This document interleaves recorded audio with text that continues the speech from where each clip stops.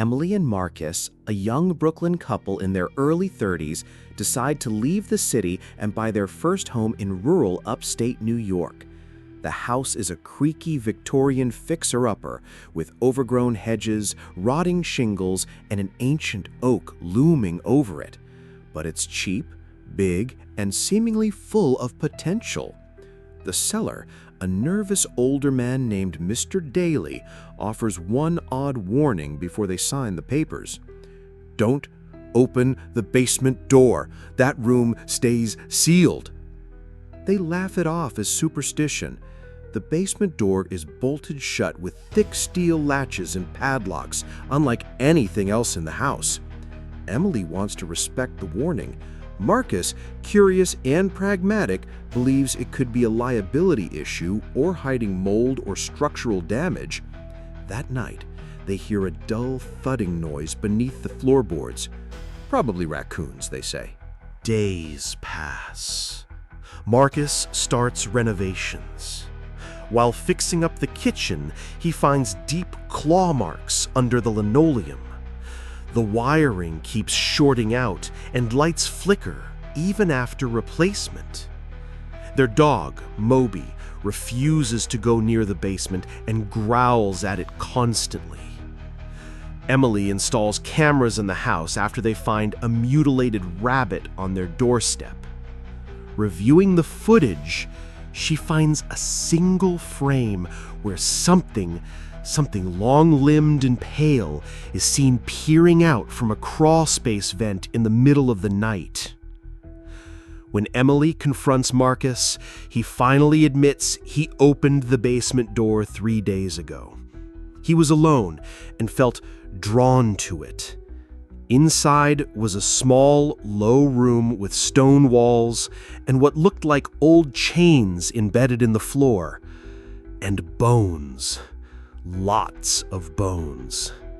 He shut the door and locked it again, but now the noises have gotten louder. Moby disappears. Emily and Marcus search the woods around their property. They find paw prints that abruptly stop at the edge of the basement wall. That night, the lights go out completely. In the dark, they hear something moving, not walking, but crawling, fast and erratic. They flee to the bedroom and barricade the door.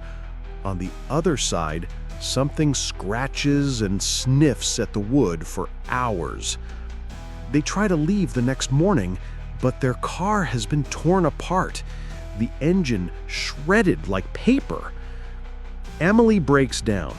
Marcus begins obsessing over the basement, claiming that it came from below and that's where it belongs. They sleep in shifts. One night, Emily awakes to find Marcus standing at the open basement door, whispering into it. Emily rigs up motion detectors and floodlights in the basement, while Marcus becomes more withdrawn. She starts finding strange symbols carved into the walls, and the crawlspace entrance now leads deeper than it should, as if it's expanding. When she goes down alone to investigate, she finds the chains broken and the floor littered with shredded clothing. In one corner, a camcorder is still recording. She watches the footage, Marcus whispering to something just off screen. Then, a flash of movement. Screams.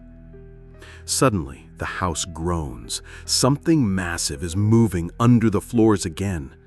Emily flees upstairs, but is caught by a massive clawed hand that bursts through the stairwell. She stabs at it with a screwdriver, barely escaping. The monster retreats back into the basement. She slams the door shut, but she knows it won't hold for long. Emily prepares for war. She boards up the windows, rigs the stairs with nails, pours gasoline in the basement, and makes a Molotov cocktail. The storm outside rages as the creature breaks through again. It is tall, gaunt, a stitched-together abomination of bone and shadow, with a face like melted wax and too many limbs. Emily fights it through the house, burning furniture to trap it, luring it back to the basement. With the last of her strength, she sets the room ablaze and slams the door, bolting it shut. The creature screams, the sound not quite human. She watches from the lawn as the house burns. Firefighters arrive too late. There's no trace of Marcus, no trace of the creature. Weeks later, the house is sold again. The new owner walks through the charred remains. He finds the basement door still intact, still bolted. He begins to undo the latches.